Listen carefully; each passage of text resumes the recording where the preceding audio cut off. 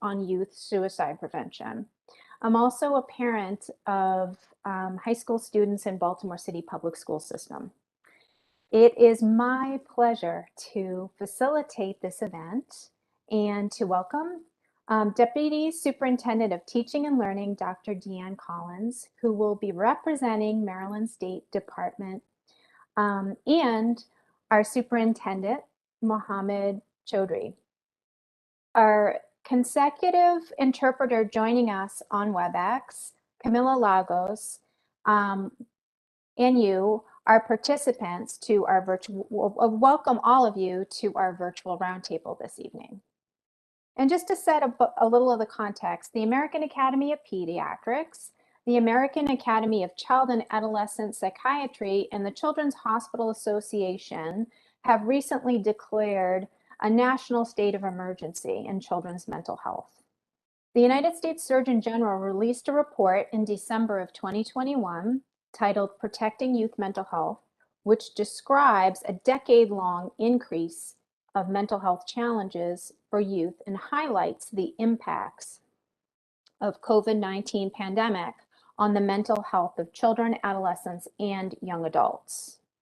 Tonight, we will discuss your experiences with school-based mental health supports, your perspectives on what is working well, and hear your ideas for how we can do better.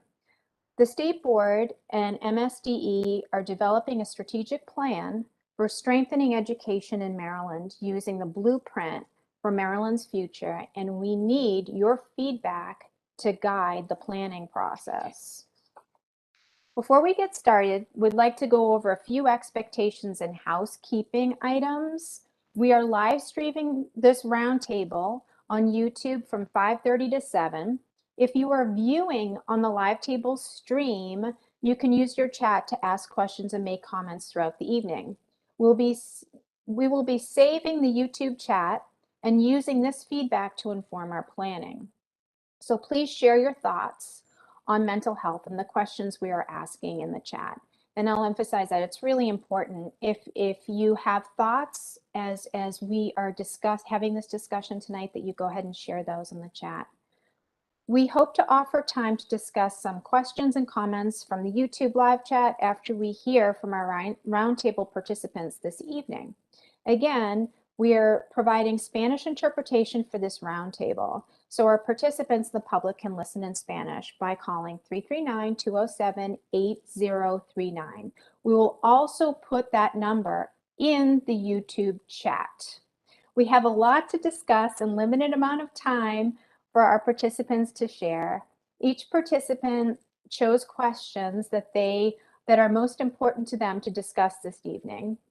So we will be calling on you for those specific questions to make sure everyone is able to share about what they are most passionate about. As a reminder, this meeting will be streamed and recorded, so your participation implies consent to be recorded. When you're not speaking, please stay muted and use the chat function. If we are running short on time, there are additional comments that you would like to make, and you can add at that time. We will now hear from Deputy Superintendent of Teaching and Learning, Dr. Collins, who will provide some opening remarks. Thank you, Dr. Wilcox, for that warm welcome. And hello, everyone. I join you in welcoming our participants and our live stream viewers to our mental health roundtable this evening.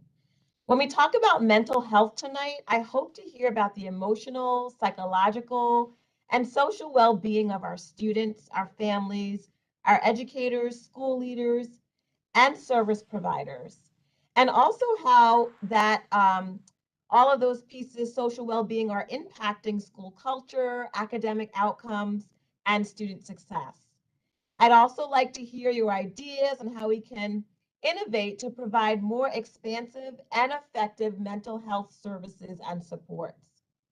We know mentally healthy students are more likely to go to school ready to learn, to be actively engaged in school activities, and have supportive connections with adults, and add to a positive school culture.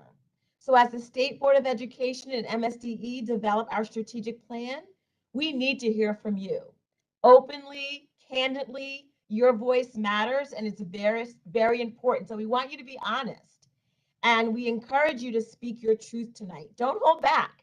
This is the purpose. We want to hear your voice.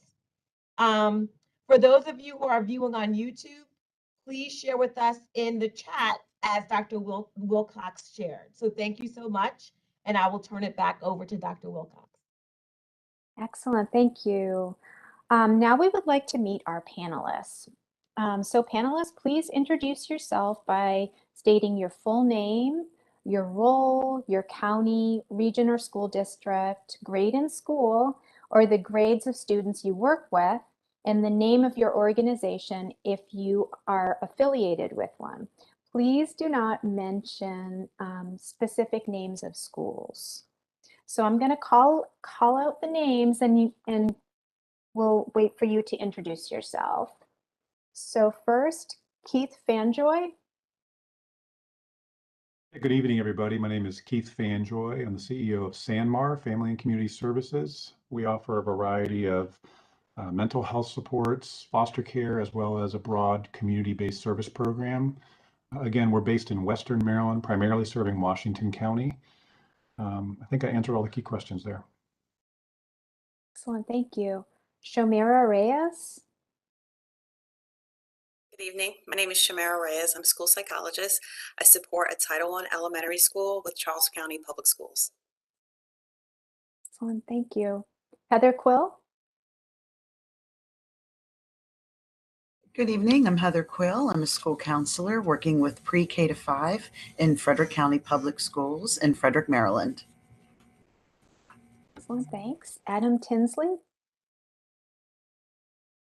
Hello, I'm Adam Tinsley. I'm a board certified behavior analyst working with Prince George's County Public Schools. Thank you. By Xavier Holmes.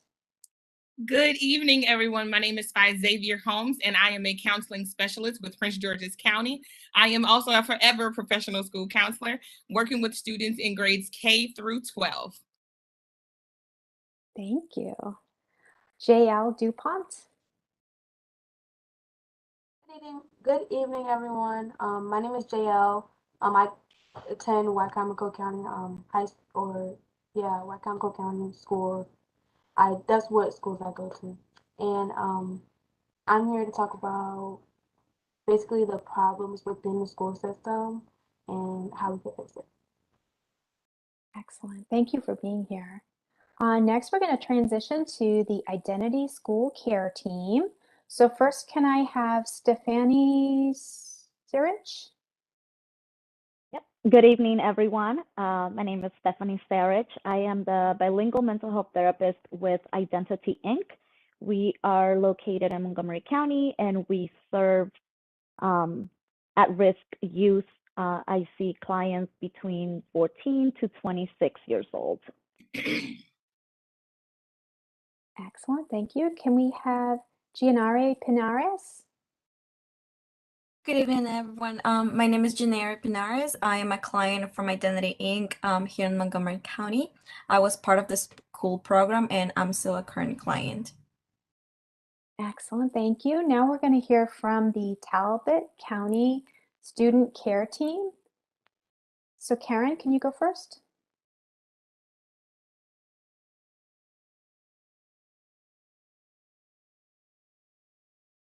Karen, we're having trouble hearing you. I'm sorry. Hi there, everyone. I'm Karen Sigmund. I'm in Talbot County High School, school-based grades 9 through 12. And I work with Eastern Shore Psychological Services. Excellent, thank you. Joanna? Hi, I'm Joanna Robinson. I'm a mom and a teacher over here in Talbot County. Excellent. And I hear you have a student from Talbot County? My daughter, yep, she's on with us. Say hi, Farron. Excellent, welcome. And can we have Rob Schmidt next, please? Yeah, hi, everyone.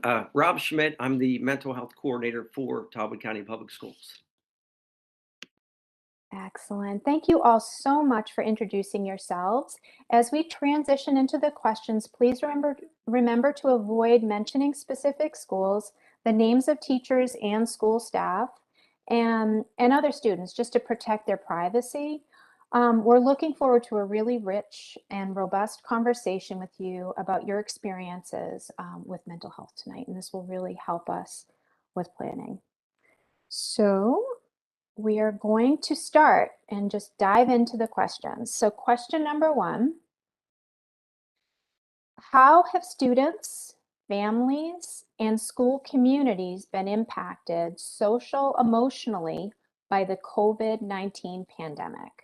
And for this specific questions, we have, we're directing them at Phi Xavier Holmes, Shomara Reyes, at Courtney Brown.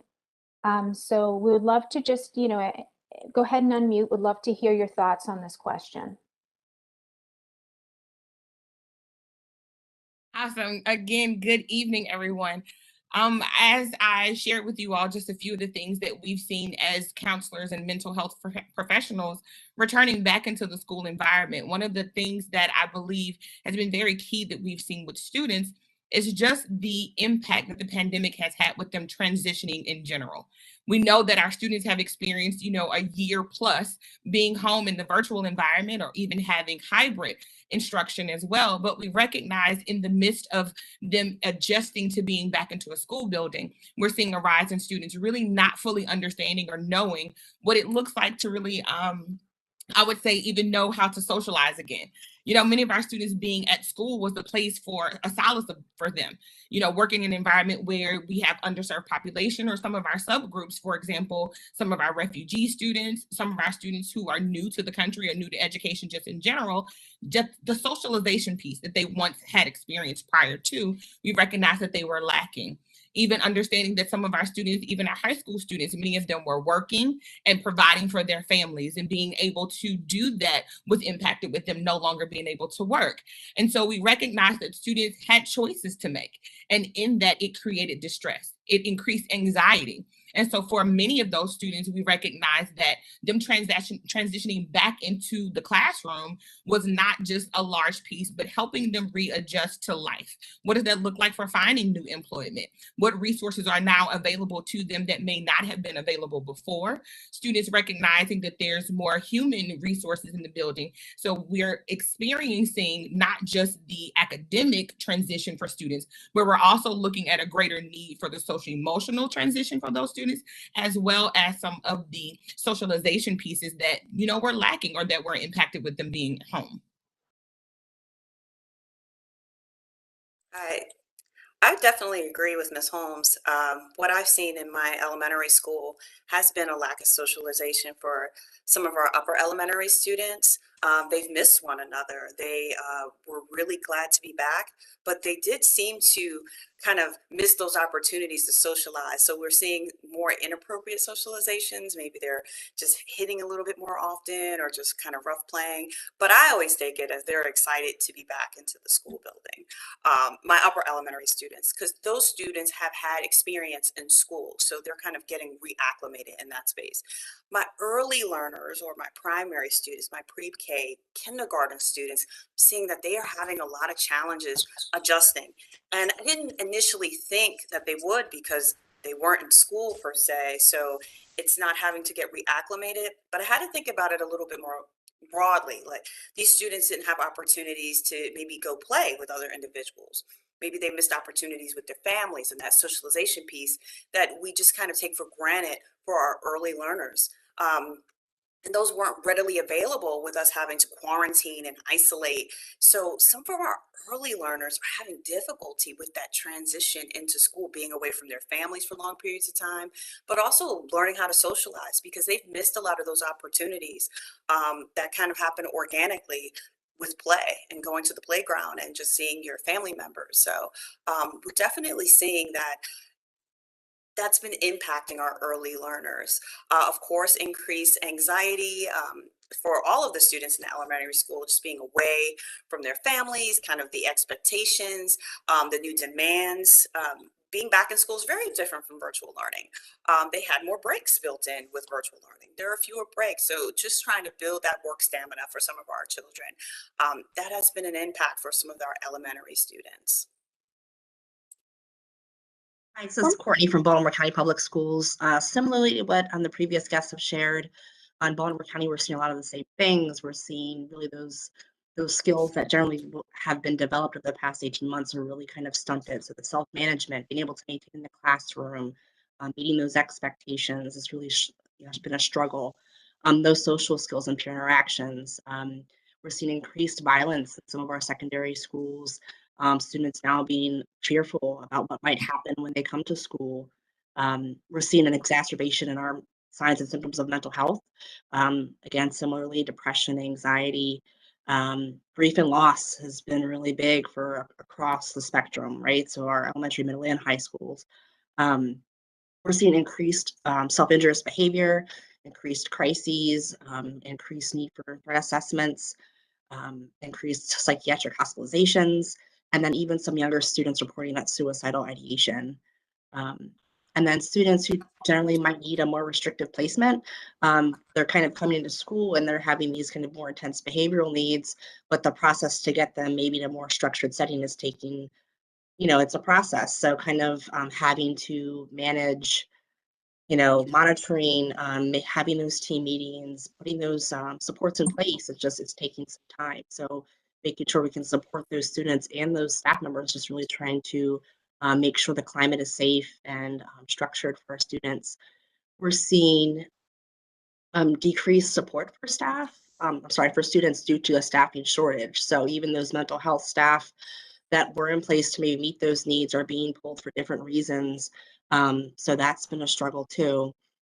And then our community mental health, we have a lot of really great community mental health partnerships in our schools, but also seeing that some of those we have even wait lists now, that there's such a high demand for that therapy. It's a great resource to have and work that we have it, but also seeing that part. And then also some concerns with regards to the community mental health resources, not as many open inpatient psych hospitalizations available, and just some of those things that our students who might have some high needs just really struggling. So being in the ER for hours or days to just maybe not getting some of those mental health needs met. Can I share something? I wanted to just say, just along with what, Courtney and Shamara both said, I think what the pandemic definitely shed light on is just some of the mental health needs and concerns that were probably already present, but they were highlighted during this time.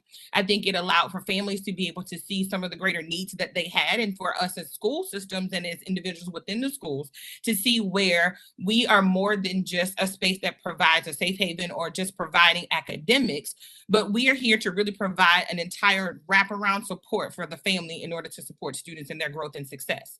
I believe it also really shed light on just the needs that our staff, may have as well. As Courtney was just sharing, with staff members returning, we tend prior to, so pre-pandemic, we were focused on the students, but now we see that there's also a greater need to be able to provide some mental health support for our staff members as well. And I think as school districts, as a state, that we have to ensure that we're providing that to everyone, because we're seeing such a great need now that we're coming back, and being or expecting, let me say that there's this expectation to jump right back into things as we once were. And I don't think that that's necessarily the case. This is our new normal. So how are we going to ensure that all of our stakeholders are being taken care of and being, provided for in this environment so that we can ensure each person's success? And I think that that's exactly why we're having this discussion, because it's, as it has previously shed light, we want to continue to have the discussion to discover, what are some of those resources or methods and plans and strategies that we can put in place to support each stakeholder. Thanks for sharing that. Yes, that's one thing I definitely want to highlight, is that the demand on our mental health staff and those staff members that are there to support the mental health of our students, just with the influx of students needing extra supports, and we're just seeing the increased stress level of our staff. So thank you for highlighting that. I had a student literally tell me, like you were talking about just the socialization piece, staff members don't know how to interact with one another anymore. think about it, we're not having staff meetings anymore. No one's bringing food for potluck and having those conversations that, you know, Shamara shared. It was very organic. When I had a student in particular, and I'll share this and then, you know, I'll stop. But when we, in Prince George's County, we had the option, we gave parents the option to be able to have their students return back in hybrid learning, or they can stay home in virtual at the end of last school year. And so, you know, a number of students were excited to come back to see their friends because it was the place of socialization for them. And so in a few of our schools in particular, we implemented what's called a wellness break. And the students had the opportunity to spend 30 minutes of having lunch and then an extra 30 minutes outside, you know, exploring the area. We got tools and, you know, we had all kinds of frisbees and jump ropes and things of that nature. You know, students are on social media nowadays, so that's not necessarily the go-to for them. But I remember there was a few students in general, and they had soccer balls. And these students love to play soccer and football and things of that nature. And when we got outside, you know, I'm excited for them, and they were just standing around looking. And so I was like, go play, you know, like go. And so one student literally turned around and looked at me in the middle of nowhere, and I was not expecting this. He turned to me and he said, Ms. Holmes, I've been inside for almost a year. I don't know what to do. And so immediately in that moment, I'm saying to myself, what do you mean you don't know what to do? And then I had to think about it. You know, many of our students may have been home with just their family members or younger siblings or older siblings that are not within their age range. You know, like we mentioned, they don't have those socialization skills. And so I think what it has caused us to do just in that moment, I had to think as a professional, yes, but I had to also shift in the mindset of a student. I have not been around my same age peers. What do I do? So I had to walk and coach him through that moment of just going to play soccer. So if you think about it from that perspective, what does that look like now to transition classes in person with people who you've seen on Zoom? So I know your face and I know your name, but I've never interacted with you and been in that same space. So it definitely shed a lot of light, and I think we are on the right path to be able to support. Thank you. I want to go ahead and give Stephanie a minute just to weigh in. I know she's got her hand up, eager to say something. Yeah, just to, I know they said everything that I wanted to say, but I definitely have seen a high number of domestic violence, especially in the Latino and the Black and Brown community, because that's the population I work with. And because the parents are stressed out, right? Like some of them have lost their jobs and they're bringing that stress and they can't go anywhere. They were all quarantined. And so the child abuse went up, domestic violence went up. I've had the highest referral list from May 2020 till December 2020, and a lot of them were for suicide ideations. So it's definitely made an impact. I know in the Latino community, a lot of the oldest children, they are responsible for the youngest ones. And so having to do their homework virtually or attend school virtually, but also at the same time, making sure that their siblings are doing that as well. And so putting all that stress and pressure on themselves and not being with their friends, right? I think that's a huge part of that I've seen is that loneliness that led to depression and feeling hopeless. So I just wanted to add that, some of the things that I've seen. Excellent. Thank you so much. Let's talk now. Let's pivot and let's try to talk about some solutions. You know, we know we've had a really rough couple years, but we would like to know what supports and programs are working. And let's talk about some of the programs that you're familiar with, some of the supports that are available for mental health for students, staff, and others in the school systems that are working to support student and staff mental health needs. And this time around, we're going to go ahead and we're going to listen to the Identity Student Care Team. They're up first. So I'm going to let you guys go ahead and weigh in and talk a little bit about some of these supports that are working. All right, so it's me again. Some of the things that we have been doing is, well, offering mental health. Unfortunately, as someone else mentioned, there is a shortage in mental health, especially bilingual mental health therapists. So my wait list is super long, but just being able to provide support groups for students, even if it's virtual, We also have wellness centers at different schools within Montgomery County. And so having staff there, youth development counselors, interacting with students, helping them get through this whole transition of being back in school and how to deal with those emotions and that change. So those are some of the things that we do. Also, a lot of case management, a lot of helping parents financially or with food or with clothing, and making sure that the parents also have that support and those resources so that the kids can take away that stressors that they hear the parents talking about. And so trying to have a holistic service for the family and the children. Excellent. Thank you. Kathy, you want to jump in? Hi, absolutely. I'm Kathy Schloss, and I am with Howard County Public Schools. I am a social studies teacher and special educator, and the unique experience that I bring is that I teach in both an alternative education school and a comprehensive high school.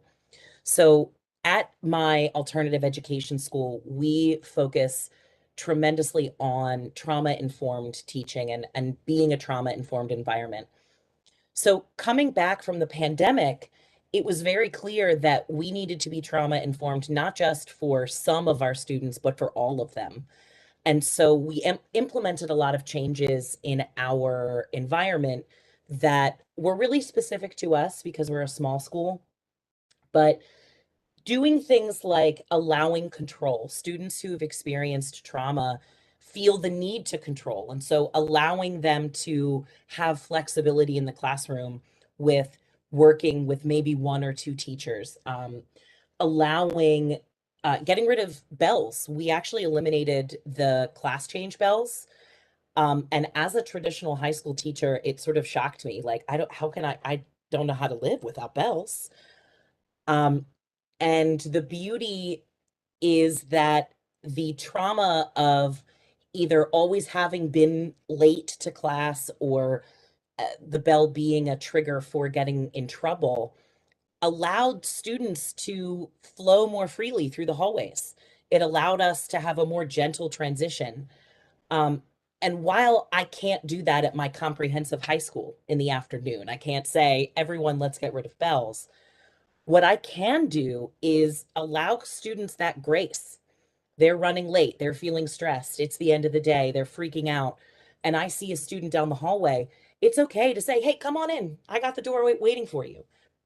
That's taking a trauma-informed approach to assume the best of someone, to look at the motivations for the behaviors that you're seeing. If a student is spending a lot of time outside of the classroom, instead of immediately going to a place of controlling and correcting that behavior, examining what are the possible triggers that's making this happening, really diving deep into that. And that's something that we as individual teachers can start doing tomorrow, right? This is not so you don't have to wait for a trauma-informed professional development to start thinking of your students in a different way. We can begin these processes slowly and also immediately. Excellent. Well, we also need to hear from the Talbot County student care team. If we could do that next, and I'll circle back to you, Camila. Anybody from Talbot County want to jump in and talk a little bit about what's working for you? Yeah, that's Rob. I'll share what we have in place. Even though what I'm about to talk about, it sounds great, but it's not nearly enough for what we're uncovering over the past 2 years. So, we have school-based mental health. We have 5 providers into the schools. And what the pandemic has really uncovered, actually, we were going in this direction beforehand, is that we just do not have enough workforce in the community, mental health providers, to meet the increasing demand that we've been seeing. Say on average, we average over the last 23 years, 217 mental health referrals for the whole year. And as of yesterday, we were at 299. So you can see we have wait lists across the board with our providers into the schools. The great thing about this is there are some great things. you know, we talk about stigma a lot. And one thing this has done was broke that barrier in half. The sad part is families are willing to get help and they become vulnerable and they accept help, but then they're put on a wait list, which totally undermines, and it's not a provider's fault. We understand that. But it undermines parents moving forward with stepping out into the uncomfortable zone to ask for help. And so the great thing, there's another great thing about this is that internally we have 4 social workers working within the schools, and they are doing Herculean job because they're trying to mitigate. And when we make referrals, we're trying to look at what is more urgent to send to the provider so that we're not flooding them. So what the social workers are doing, hired through Talbot County school employees, is that they're able to meet with the students that maybe not as in need of others, so we can meet those the signs and symptoms of anything preemptively before they get to a more worsening state or a more significant or dire diagnosis. So we have seen that. So they have been vital, and our providers and our relationships in the community has been great. We have been blessed with a lot of support staff. Our school counselors all received, suicide assessment training. So they're fully running with that. And that is really high, doing suicide evaluation in the school setting. And we do a lot of data with that. And also with our threat assessments, we're doing wonderfully with that, with our providers, and also with our school-based counselors and social workers trained in threat assessments. And our school resource officers have been just priceless in helping to mitigate a lot of things and working with our school counselors with doing home visits. It brings a lot of pieces of a puzzle together, which is really great. That normally the relationships may be a little bit more in my own little compartment or category. Everybody is running full steam ahead. The sad part about that is, again, sad. I hate to get sad with these thoughts, but that we have so much need and so little resources in a smaller but mightier community. Excellent. Thank you. Camilla, let's hear from you. You've had your hand up for a while. Yeah, can everybody hear me okay? Yes. Yes. Okay. So yes, Stephanie was sharing about the wellness center in different high school. I think the other good thing that it's happening now, especially during this pandemic, it's that living with doubts can create some anxiety or feeling like you are being left out of this new world that COVID has brought us. Can also lead to depression, and so there has been also support not only to children but to the parents to reduce the amount of stress. Also, by improving the situation, that will help their kids notice how the parents are handling this difficult time, educating about mental health. This is something that people usually don't talk about, they don't believe in until now, when they see kids trying to kill themselves or being so stressed out, not knowing what to do, having different reactions. Informing, I think that's the key. I feel like communication, it's the key. Sharing, talking about it, talking about new things. We went to virtual schools and now we're coming back to it. But no, most parents are aware of what days my kid is going to school in person, what days are virtual, where do I get this information? And so communicating, sharing that information, it's also key of why this virtual changes are also being effective. It's because most nonprofits, most schools, most places and people around the world are actually sharing this information. And I feel like if we keep doing that, that can also help us to improve. People are not going to be shy or afraid anymore of sharing their feelings, their thoughts. I feel like communication is definitely key to prevent or reduce the amount of stress, depression, and anxiety. Excellent. Thank you so much. Xavier, back to you. Love to hear your thoughts on this issue. Awesome. Again, thank you. I can specifically speak to what services and programs are available in Prince George's County. I will say that we have really attempted to be as intentional as possible with ensuring that we're providing as much human capital and resources for our students, but then also looking and seeing what programs are available within our area and then even abroad to provide to them. So we're talking about having 144 different schools, and within those schools we have 140 mental health licensed counselors and clinicians, along with your professional school counselors, where we have over 380 within the schools to provide to students. Not only virtual programs like EverFi. We have that for our middle and high school students. We also have safe school trainings that we provide to the students, just as the staff members complete as well. But we also have for our elementary school students, we have Sanford Harmony. And those virtual programs allow for students to log in. It allows for our professionals as counselors and clinicians to use them with our students, providing those social emotional lessons for them. We also have, for example, a program that is implemented in a number of our schools called Sources of Strength. And it is a suicide prevention program that allows for our students to become the peer leaders and to change the narrative of trauma. We know that it has negative impact, and we can speak about the negative aspects of it. But when we're talking about finding the strength in the trauma, not only do the leaders as the adult advisors support the students, but the students then go back into their circles within their schools, create campaigns in order to change the narrative, and also talk about the available resources. We've got external partners that we collaborate with within the community that we have that provide in-school therapy for our students. So both individual therapy as well as group and family counseling as well. Some of our data just shows, just from this school year alone, and we're talking about September through January, where our clinicians and our professional school counselors have provided over 7,100 sessions of individual counseling with students.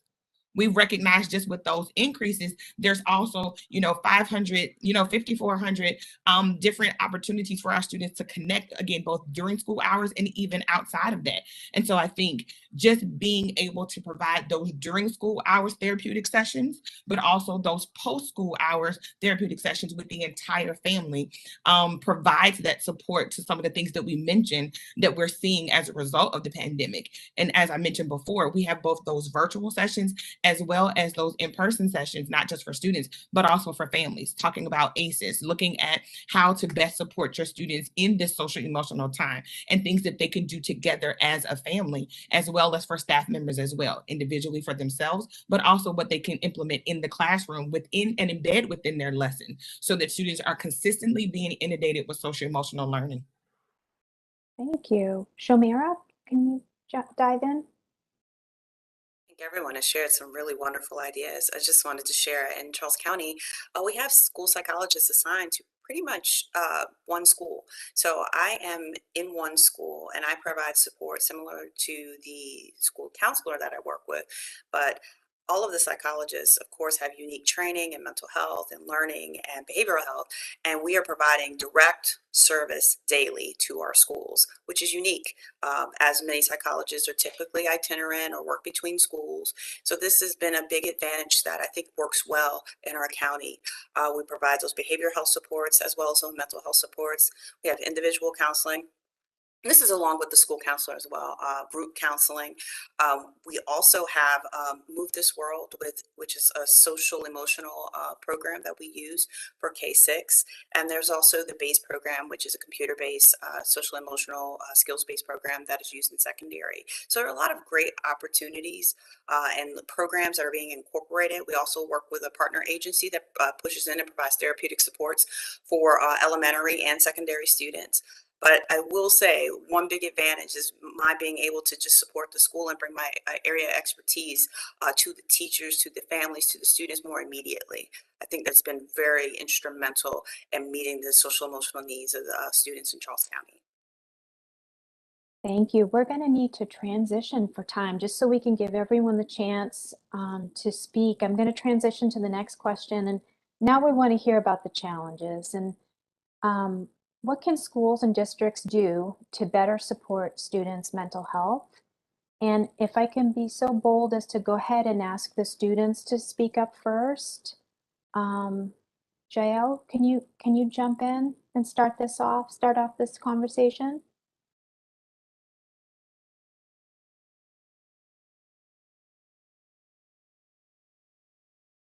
Or anybody. So for this one, we're looking for the identity student care team, Adam, Courtney, Keith, Jael, Kathy. Anybody who wants to jump in, go ahead and talk about what districts could do better to support mental health. Hi, it's Heather from Frederick County Public Schools. First, I want to say this is such an amazing opportunity to hear from people across the state, because clearly we are all sharing a lived experience. You can hear the pain and you can hear the need.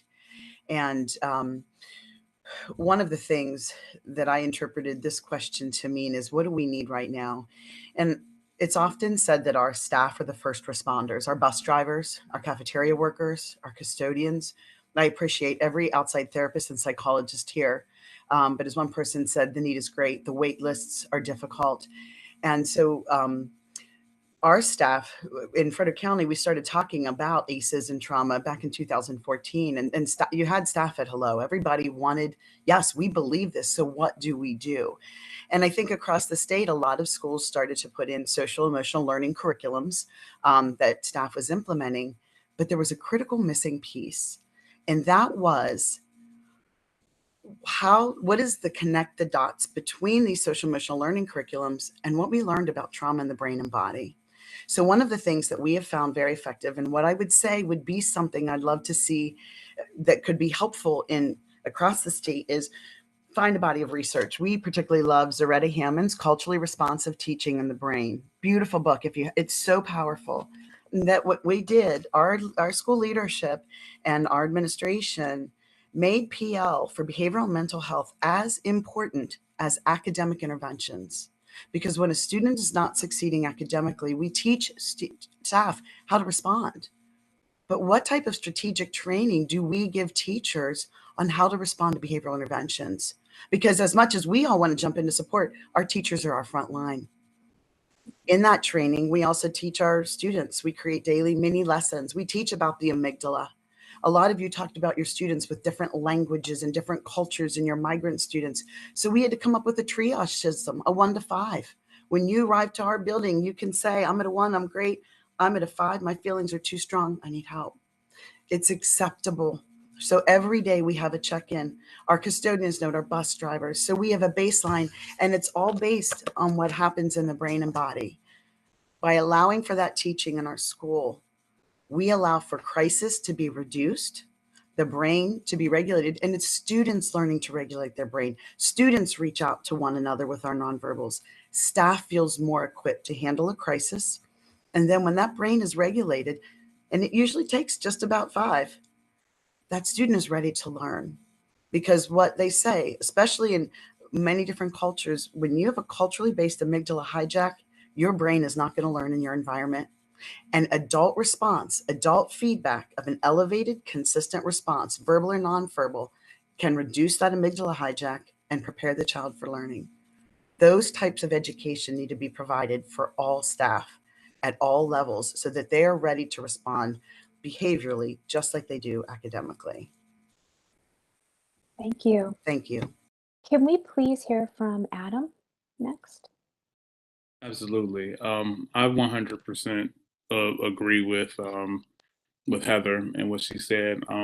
We certainly need more, or what has been a challenge has been preparing the teachers to deal with those escalated situations in the moment.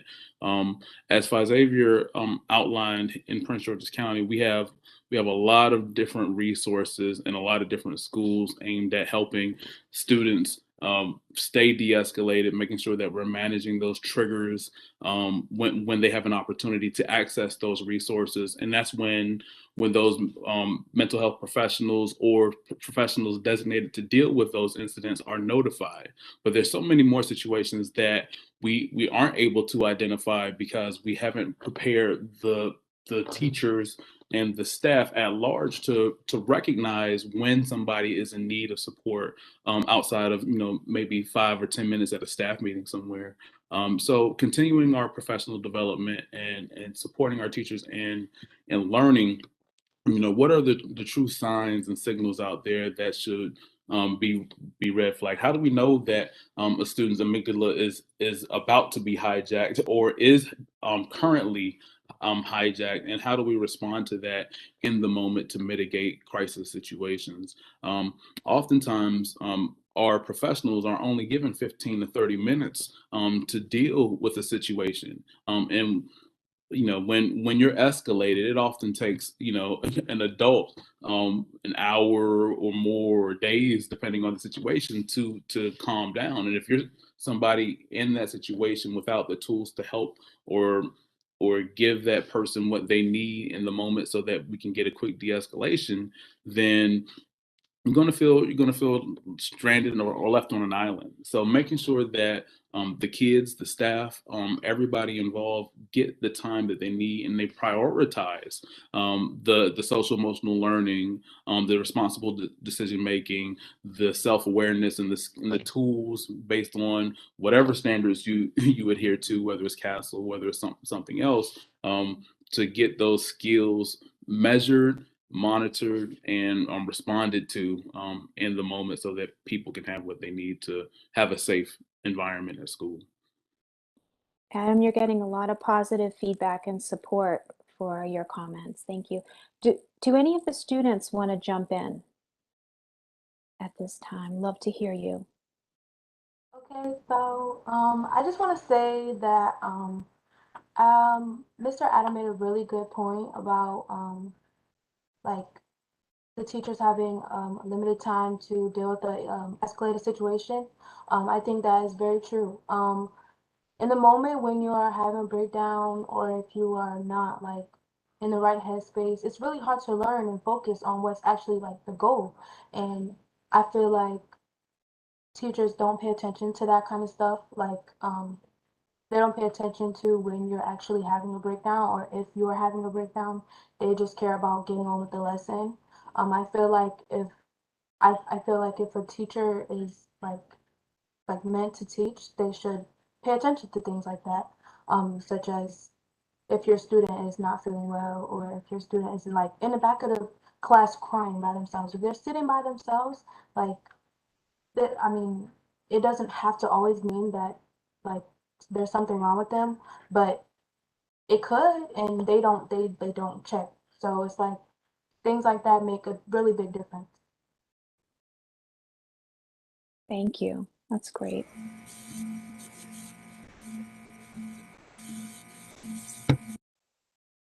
Waiting to see if another student I wanted to wants thank the student for her comments. That is so true. One of the reasons we really want to focus on students self-assessing is often adults only focus on those really big reactions, where it's the quiet students, the ones with their heads down. And so a big piece of what we've tried to do is help our students understand that we want them to self-advocate, but they often don't even have the language. So by having a numerical system, like when you go to the hospital and you're in pain, they say, what's your pain on a scale of 1 to 10? All it needed to be is, we understand it goes up and down. So if you walk in and there's a substitute, the substitute knows you've come in, you're at a 4, it means that something's going on with you. You need some space and grace. You might need somebody to talk to, because you're right. I'm trying to find the name of the gentleman before. He's right. Teachers are trying to assess, but we need to help our students start to self-assess. They may not have the language, but they can know when they're starting to feel that anxiety, and they might need that help so they can advocate before they get to a crisis, or they can advocate when the people around them aren't noticing. And they don't have to say the words. They can reach out for that help by indicating it. And so when you come up with that common language, and that's kind of what they're saying in the, anytime you're looking at anti-bias schools or anti-culture schools, how do you neutralize communication to make it consistent and take all that emotion out of it? And so helping students self-advocate is a huge important part of this as well. Excellent. Courtney, do you want to jump in? Yes, thank you. I want to echo a couple of things that folks have said, because in Baltimore County, we're seeing the same thing. So I think we have a lot of great resources, trainings for SEL and ACEs and those trauma-informed practices, but making SEL and trauma-informed trainings a statewide standard or requirement I think a lot of us here know the value and promote it and really appreciate it. But if that can be something that's required, being statewide, that would be great. So yeah, just having access to those resources, those trainings, making that something that again is required, because I think we have some administrators and some folks that really understand the value in it, and then others that don't. So it's kind of it'd be great district wide, because we're a pretty large district too. Like Prince George's, we have 111,000 students enrolled this year. So just really trying to make sure this is just going across to every school, and staff have the resources they need and can therefore support their students. I think too, if sky's the limit here, we're really thinking about solution focused ideas, knowing that we all need more resources, right? Whether that's teaching staff, our licensed mental health staff, additional counselors, additional psychologists, like how do we recruit that? How do we maintain them in our county or our district, right? So just being mindful of strategies for that, having kind of comparable salaries, and if again, sky's the limit, it'd be great to have a school social worker in every school. I know some of our high schools, we're lucky to have 2 school social workers, but it would be great to have, additional, if we could, to really meet that mental health need of our students, the training for our staff, just having those resources available, the opportunity for maybe consulting with psychiatry. I know that would be a great resource for us. Again, reaching and having bilingual therapists, again, so important, but it's just lacking. So how do we kind of find those resources? And then I guess additional services for our uninsured and underinsured students and families, making sure we're just meeting the need across the board. And then if we can have, I know like it's often said, mental health is as important as regular health. We have a health suite, we have a counseling suite. Maybe we could have a mental health suite, or something that's like that, where we always have someone there to really support the needs. Not that I want things to be siloed, but being very intentional about how we just make sure that we have staff available to really meet the needs of our students. Thank you. Unfortunately, Kathy, I'm sorry to do this to you, but we need to transition to the next question, but hopefully we can come back to your points in a bit. So next question is, how do students and families find out about mental health supports available at the local school and district level? How can these resources be more accessible? So for this question, we're hoping to hear from Shamira again, and folks from Talbot County Student Care Team. So anyone can jump in at this point to talk about that.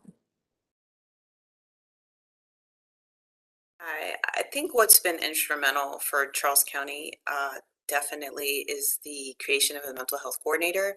That person has been instrumental in kind of triangulating the services available in the county, distributing those resources to the schools, to include the counselors and the PPWs and of course the school psychologists, and allows us to disseminate that information. That has been tremendously helpful. It helps to reduce the time for research and allows us to work with our families more directly in making those recommendations.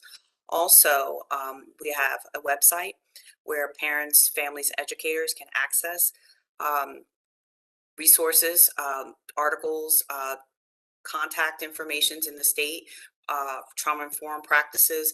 So we brought all that information together so that can help to reduce the amount of searching that individuals have to do to find this information. They can kind of go to our main school webpage, and it can become a more of a one-stop shop in a sense, where we can work with parents, students, and educators to get the information they need regarding those services and resources.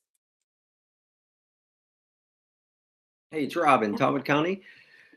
We usually send out each year, just before school begins, Student Services sends out a 2-page snippets, and on the snippets page on the front and back, it talks about the resources that are available through the school, and how to access them with contact information. We also have that on the website, and anyone that makes a counseling referral through the school district, the parents are contacted, and if they do not choose school-based, we help them find resources and supportive resources in the community. So we kind of make it well known. It's our program is well established over the last 23 years. Unfortunately, we don't have enough manpower in the community, enough workforce to meet that growing demand.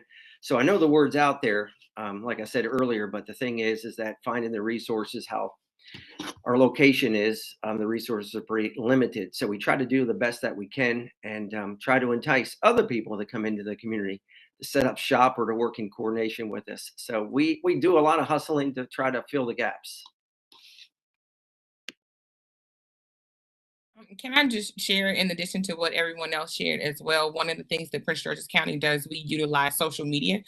We know that a lot of our students and our families, are connected on various social media platforms. So in addition to what everyone else shared, we use social media as well, and kind of keep those consistent conversations with the hashtags so that families know where to go to find those.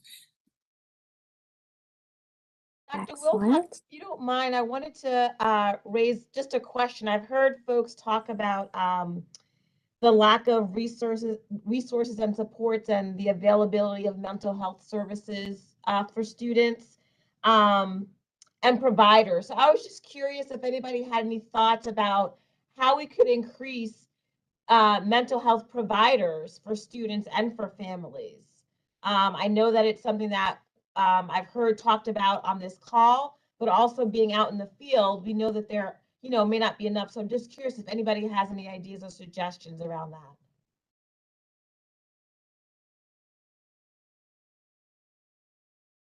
I would have to say compensation.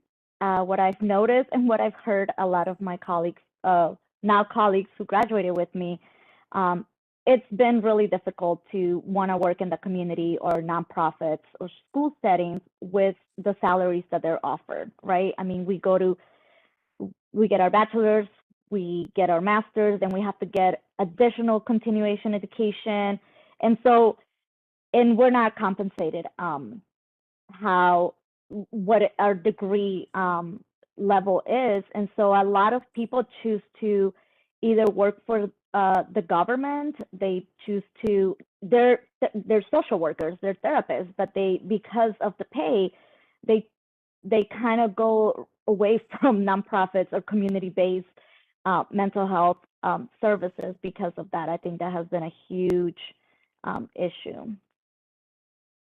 In addition to what Stephanie is just sharing, again, compensation is definitely one of the key factors that comes along with it, especially with professional school counselors, along with mental health professionals, is that a lot of especially in the school system, we are in the same contractual union. And so there are various incentives that are awarded to classroom teachers that oftentimes exclude the counselors or exclude the mental health professionals. And so again, that is a deterrent away from coming into the school system and benefiting students versus going into the private sector. I would say also increasing the partnerships with some of the local universities. We know that reaching out to the universities is going to help really build an interest in coming into the field. So, even if the pay isn't there, looking at other incentives that could be, appealing to some of your graduates that are coming into the field, and really ensuring that those partnerships are there to have direct connections with them. I mean, think about it. When we were graduating, what was the first thing that you were thinking? I need to get a job. So if you can build stronger partnerships with the universities on the graduate level, that definitely would help, I believe, with increasing. And then again, also just looking at how can we really utilize the professional school counselors who are in the building. And then, as Adam spoke to earlier, providing that level of professional development to those staff members, and then tapping into some of the other, again, networks in our surrounding areas. How can we share resources across school districts, or even maybe like, for example, some of our neighboring states as well? So how can we increase those external and internal partnerships? Thank you. Jael DuPont, I'm sorry if I'm mispronouncing your first name. Actually, you got it right, and that's really rare. So, I feel like schools could provide it's scientifically proven that mindfulness can help a student with anxiety or stress levels. I feel like teachers should start their day off with just 5 minutes mindfulness. It really helps. And You are so wise beyond your years. I mean, everything you're saying is just amazing. So thank you so much for speaking up. What else were you gonna just say something else? I was gonna say that also teachers they always they like when children are paying attention to like their lessons and whatnot. They could make like a little slideshow about like mindfulness or just about like mental health in general, and they could make like different type of resource pages for psychiatrists outside of school, even if they don't have them inside. Thank you. Thank you for sharing that.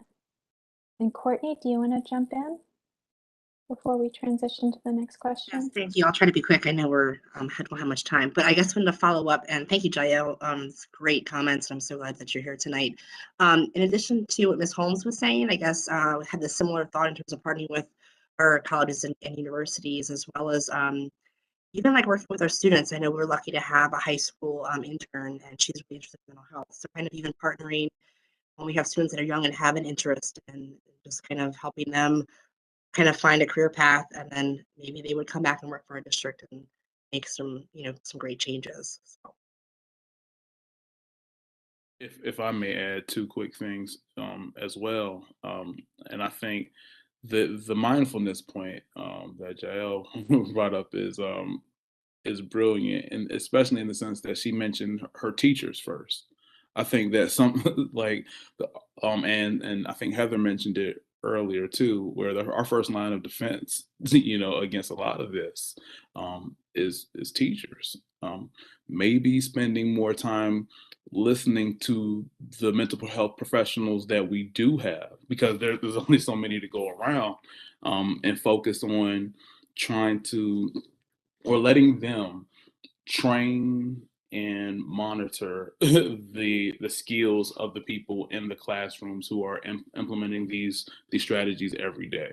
I think that might go a long way. And then the other thing is maybe standardizing the skill sets that we want each of these mental health professionals to exercise in the school. Not all mental health professionals are built the same or specialize in the same things within their schools.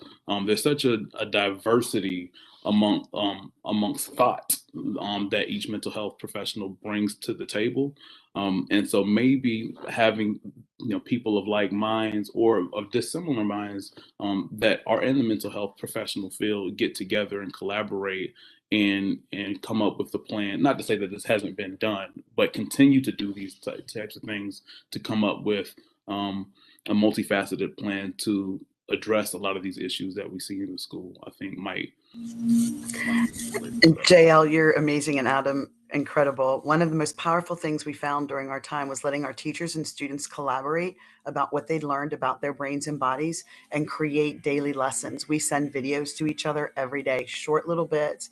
We've heard from some of our bus drivers, cafeteria workers, and they talk about how they feel as a human and how they experience emotions. And having those collaborative conversations has been extremely healing at the school-based level. We know other levels of support need to come in, but we have to start to learn to lean on one another and create that understanding, that check-in, that mindfulness, that awareness of our connections as human beings and this shared experience we're having. So thank you both for those ideas. Shamira, do you want to jump in? Yeah, I think what I've experienced when helping families make referrals is oftentimes some of our outside providers don't always work with certain age groups. So I don't know if that's providing maybe some sponsor continuing education opportunities for the outside therapists to work with younger populations. I do find that many of the providers that I've encountered prefer adolescents. And some of our elementary school students are often not able to access the services, or they are on long waiting lists. Thank you. Kathy, can you jump in?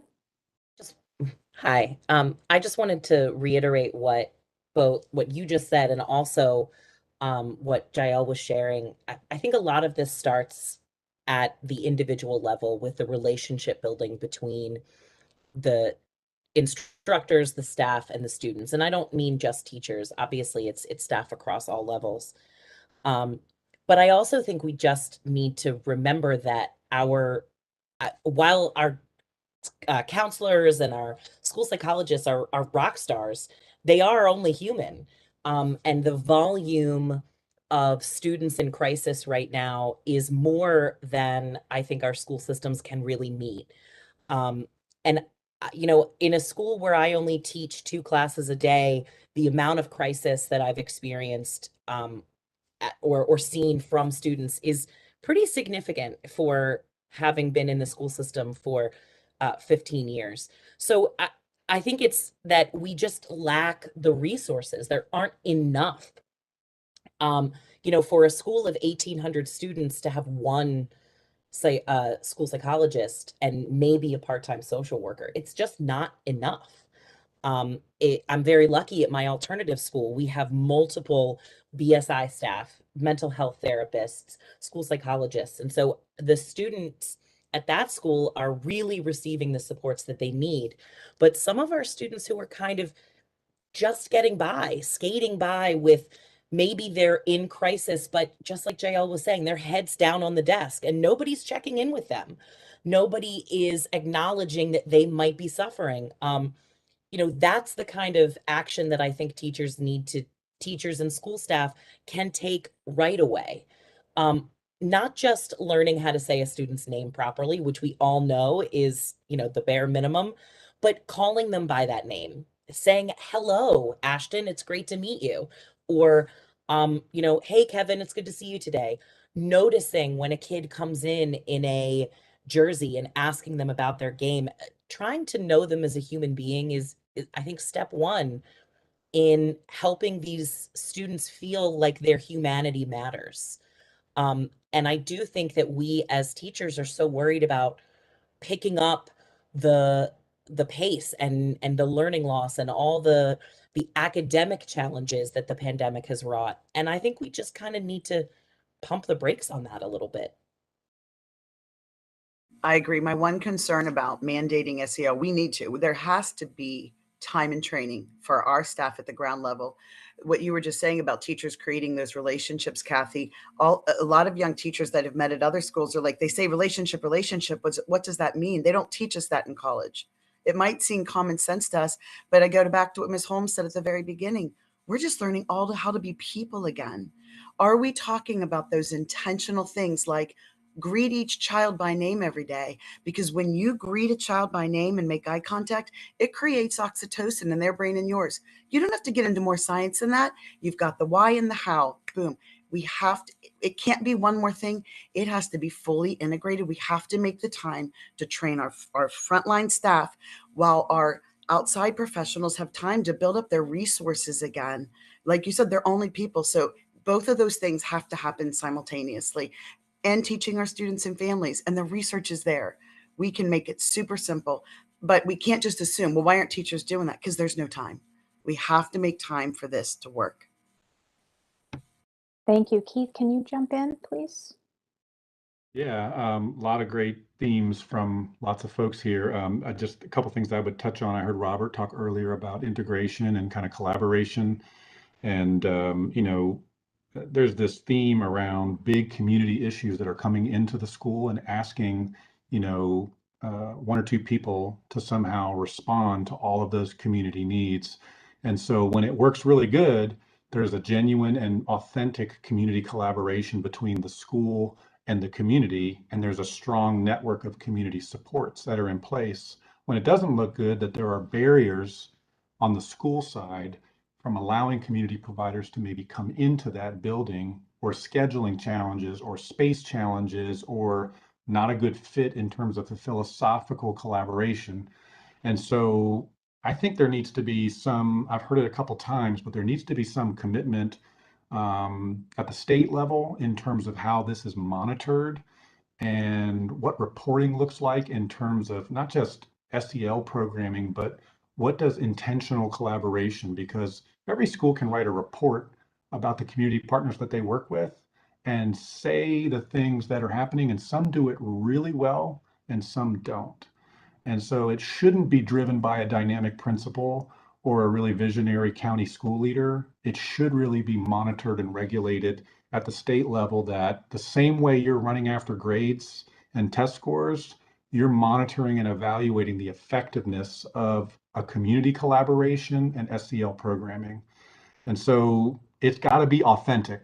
That's kind of the key word that I would really emphasize. Is the school system as a whole does so many things very well, but as a community provider, there are times where it can be difficult to provide services at the school level, and that shouldn't be the case. And if the school can find a way, and when I talk about the school, I mean the whole state, at the administrative level, can find a way to let go of some things that they can let go of, not the things that they shouldn't, but the things that they can let go of, they'll find there's a value add and there's a cavalry of community supports that might be able to help them accomplish what they're doing. Great points. I just want to give Joanna, Karen, and Farron, you guys have not had the opportunity to speak up, and I really would love to hear any of your thoughts now, if you're comfortable sharing any of your thoughts or ideas. No pressure, but I'm just giving you the floor if you want to speak up. I can speak quickly as a mom. How grateful I've been before and during and now almost post, I guess, pandemic, for the resources that the school in Talbot County had for my daughter. We initially went outside of school because we were new to the county and didn't know what the school was able to provide us. So we went to a private kind of facility that accepted my insurance, but was still, scheduling was a bit of an issue. There was just one car. My daughter didn't drive yet. There was all kinds of issues about times. Co-payments eventually became an issue. And because of the amount of help that we really felt that we needed. And through that facility, we were able to connect with the mental health help that my daughter needed. And really, it's at her fingertips. You know, if she feels like she needs to go down to the office, she can just ask her teachers if she can go, and she goes.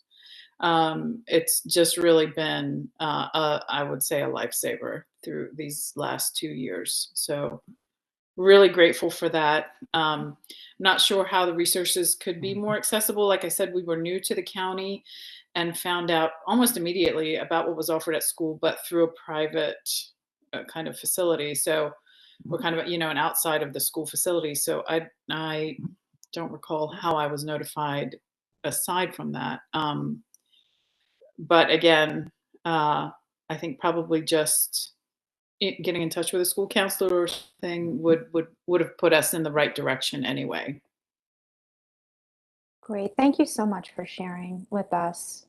Can I say something real quick? Something that I have seen is that there are less resources in the neighborhoods that are low income, right? So even in the school and in the communities, it is very hard because, if we know that schools are paid from the home taxes, right? So we know how everything plays out. And so if you live, a lot of my clients live in low income neighborhoods where the resources are minimum. The schools they don't have a social worker in the school, right? Like they have low resources. The schools are not updated, and it's all because of funding, right? And so I think Keith said this should be something that is statewide. Someone on the statewide should kind of look at what are the needs regarding mental health, what are the needs in each neighborhood, right?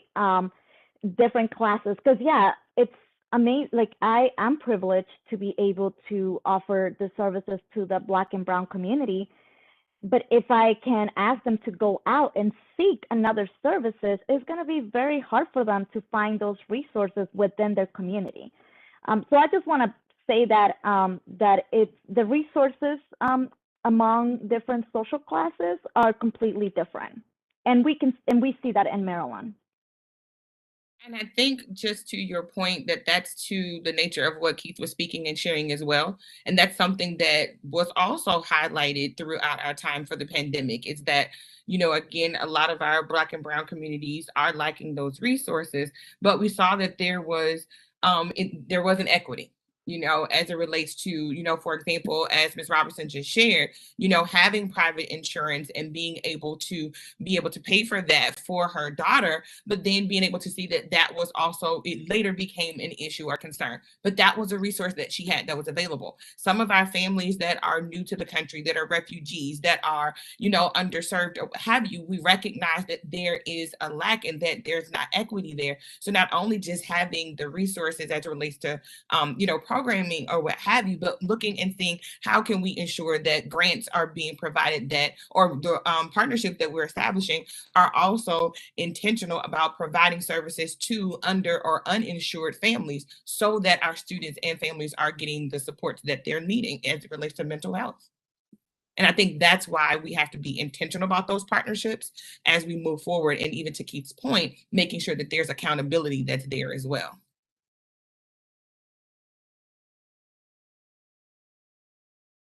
Thank you, Farron. I hope I'm getting your name right. Give you the floor. Yeah, you're right. So I was gonna say the same thing. I think the biggest concern that I have is about immigrant households. So there's a lot of parents who do not know how to read. That's something that I've seen a lot, and it's very sad. So as for advertising, I feel like that would be something very hard for Spanish-speaking households, because how are these parents going to know they can take their kids to therapy when they don't know how to read? So as for a solution to that, I'd say having more classes teaching about mental health, because in these immigrant households, it's mostly the kids who have to help their parents when it comes to like schools and like stuff like that. So I'd say having these kids understand that feeling the way that they feel right now is okay and completely understandable, but they need to reach out for help would definitely help these kids to go with their parents and, like tell them about what they're feeling and the solution to that, and like advertising for like whatever mental health facility there is. Thank you so much. We have a really important question, though. I want to make sure we have enough time to address this. So I'm going to, pivot, and I'm going to ask the panel to address this question. So a parent wrote in on the YouTube chat, "I'm a parent of Black children in MDSE. I would like to hear more specifics about supports for Black children." Anybody want to jump in and provide resources and supports? I will say, again, I'm going to go back to the brain research. There's so much good research out there. Zaretta Hammond takes what we learned about ACEs and some of the work of Dr. Nadine out in California, and she comes at this from the topic of race and culture and brain development. And so it allows us truly to understand where we connect as humans, and to start to help our students become more mindful and more self-aware. There's resources out there like this that can help us better understand, instead of us putting our own thoughts and beliefs about what access or understanding we think families have. And it brings it back to that human level, a neurobiological level, what happens. And I think this goes back to educating all staff that works with our children, our Black children, our brown children, our children from other countries, our immigrant children. We need to understand what is happening in their brains and bodies, so that we can better respond to them and support them in schools and help them understand what's happening in their brains and bodies. It gives them self-control in a time when they feel like everything else is out of control. If I may, answer the mom's question. I do see a shortage on African American therapists, right? Especially male African American teachers or therapists. And we can't hear you, Stephanie. I'm sorry. You're fading out.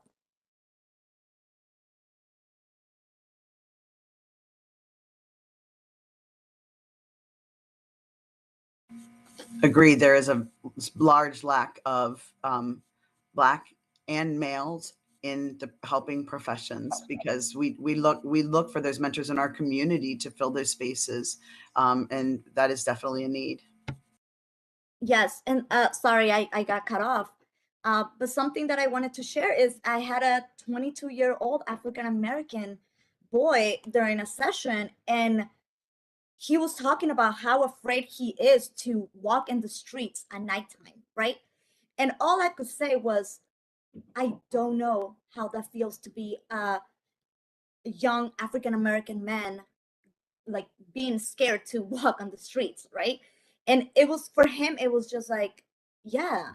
But I think it would have been so nice to have had like someone who can relate. I am Hispanic.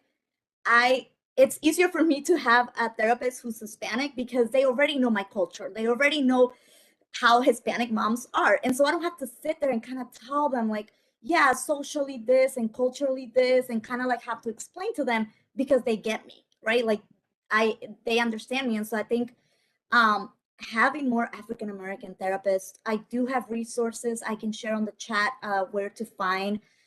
There are a few, but I think those might be helpful for the mom that's seeking those services. And it'd be great to see a standardization in support for nonprofit groups. We have a group in Frederick County called I Believe in Me, and they're a group of African American men who have decided right before this and then during this to work with local agencies to gather money to have after school groups specifically for our African American young men, so they have a place to go after school, and they are partnering with our school systems. They were just here today. Those type of mentorships, those grassroots mentorships, are powerful. And so maybe having more available grants or resources for some of those partnerships for good quality after school care with groups that want to come in and partner with the schools in that way. Okay, this is just a reminder. We really want to hear your feedback and your thoughts. So you can go ahead and chat any comments. You know, this is for the strategic plan. We're going to be thinking really critically about mental health supports in the schools and how to enhance them throughout the state in Maryland. And so please provide any feedback you can. Those folks on Facebook Live, anyone listening, please provide guidance, resources, and your thoughts. Would love to hear from you. I'm going to pivot back to question 5. This is our last question, at least for this panel, right at this phase. If you had $1 million to invest in your school, how would you spend the money? And here we're speaking specifically thinking about mental health. And I'm first going to pose the question to Keith. Yeah, thanks. I would give it one word, which is time. And I'll explain that in terms of the lens of a teacher. Spent a lot of time over the years talking with teachers and trying to best understand their unique situation in the classroom, as opposed to trying to come in and tell a teacher how to do better in terms of mental health responses and things like that. So there's a team of people that are already responding to the needs of students, and those are the teachers, but they don't have any time during their day to take a break for themselves or catch their own breath. What would it look like if they had more time to take care of themselves? And in addition to that, once they were able to catch their own breath, what would it look like if the state required on a daily basis, 30 minutes, that the school would have meetings in the classroom that were had some best practices around creating more effective relationships, not just between the teacher and the student, but between student and student, proactively before crisis happens, so that students can start solving problems amongst themselves. And the teacher is not just putting fires out on a regular basis, but there's not time.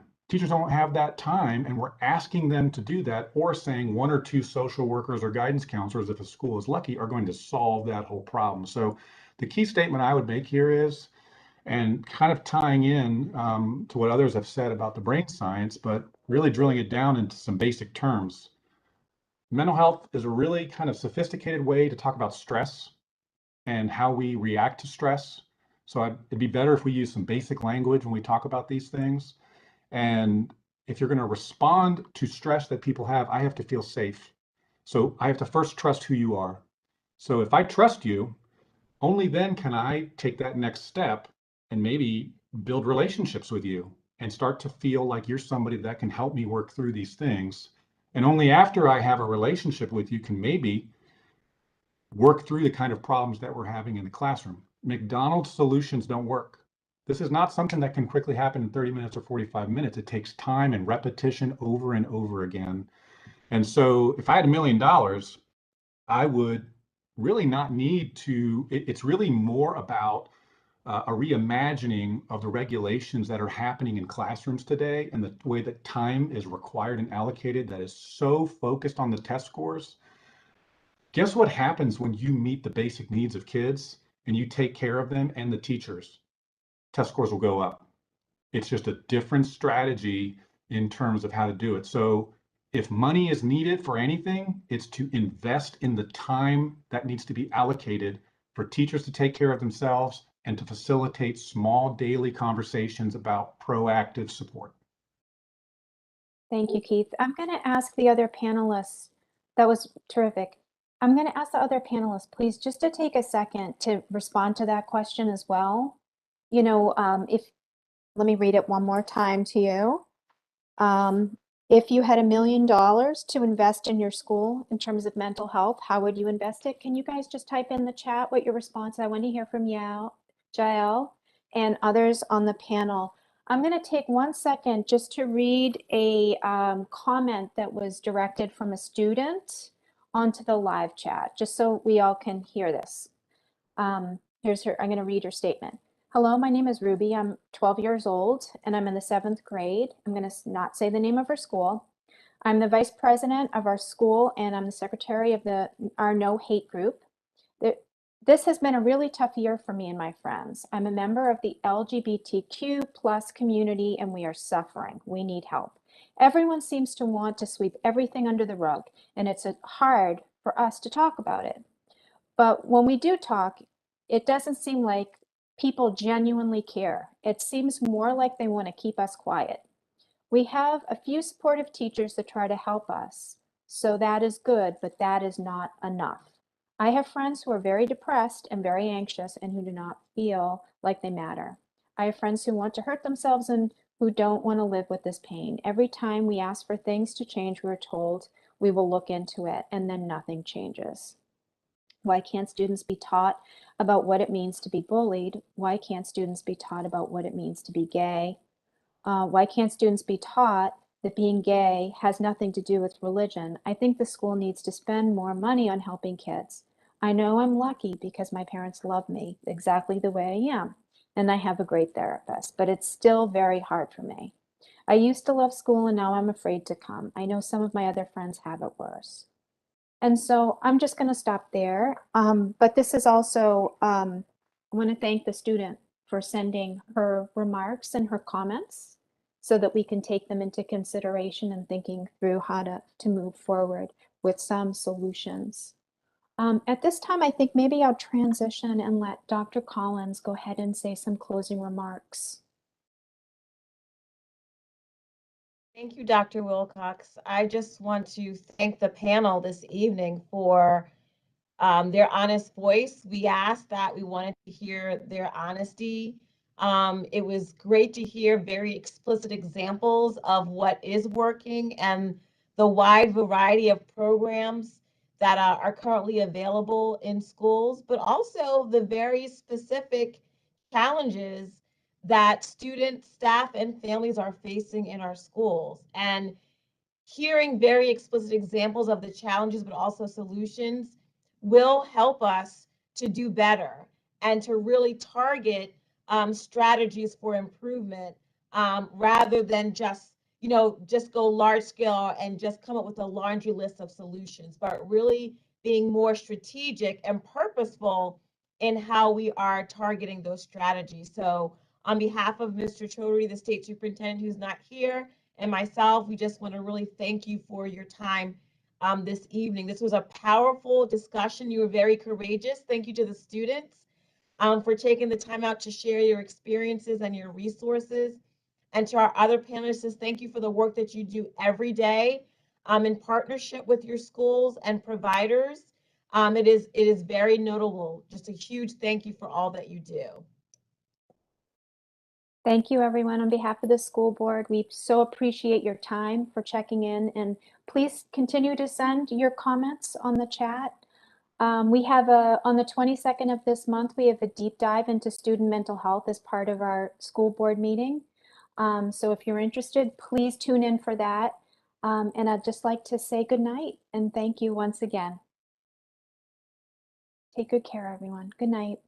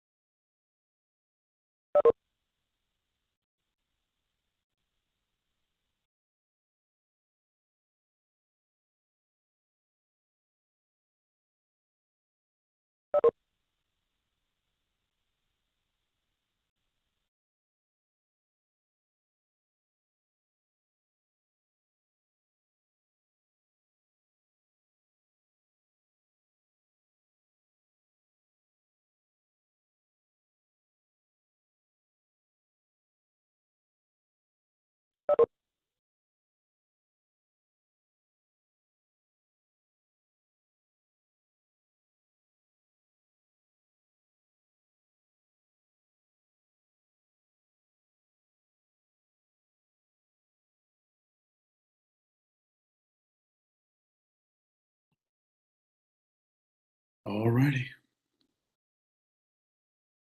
It was good seeing you, Adam. I know it's been a long time. It has been.